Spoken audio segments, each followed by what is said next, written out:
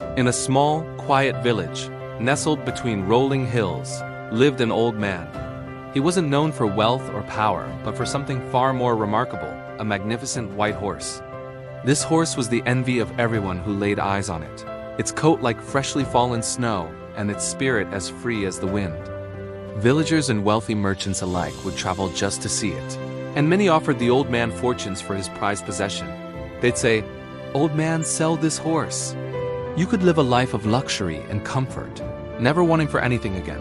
But the old man would simply smile, shake his head, and reply, "This horse is my companion. The peace and contentment it brings me are worth more than all the gold in the world." He cherished his simple life, finding joy in the quiet moments with his friend. One morning, the old man awoke to an empty stable. His beautiful white horse was gone. The news spread through the village like wildfire.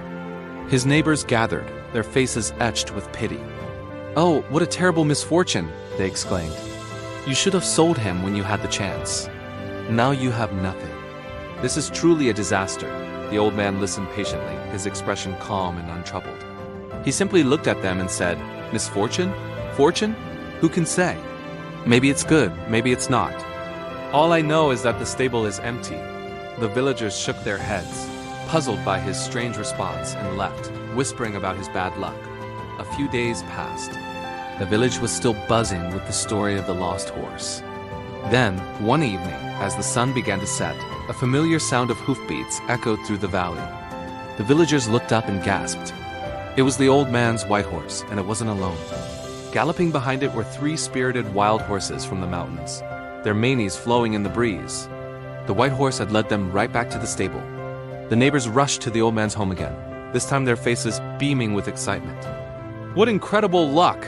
they shouted. "Not only did you get your horse back, but you now have 3 more. You are a rich man.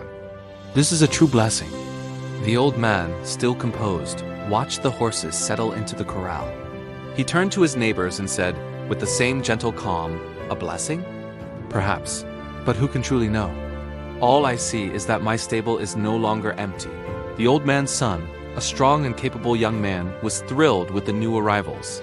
He took it upon himself to train the wild horses, hoping to make them as gentle and dependable as their own white horse.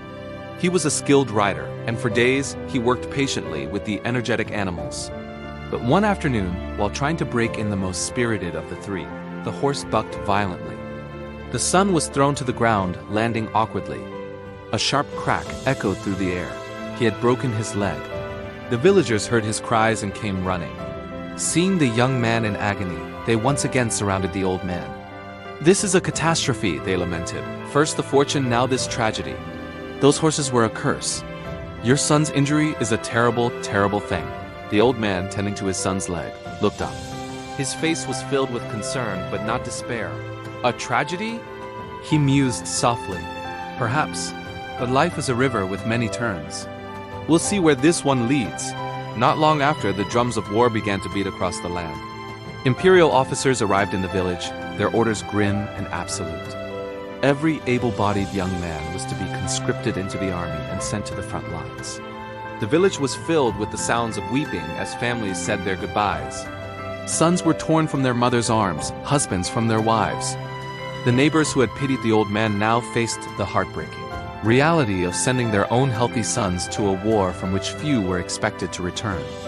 But when the officers came to the old man's house, they saw his son lying with his leg bound in splints.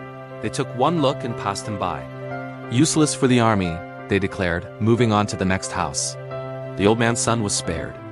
As the villagers watched their sons march away, they finally understood. They went to the old man, their eyes filled not with pity or envy, but with awe. "You were right," they said.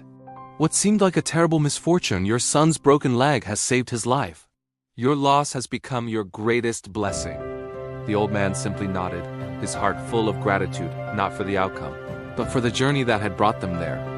This simple story holds a profound truth about life. We are often so quick to label events as good or bad, to celebrate our wins and despair over our losses.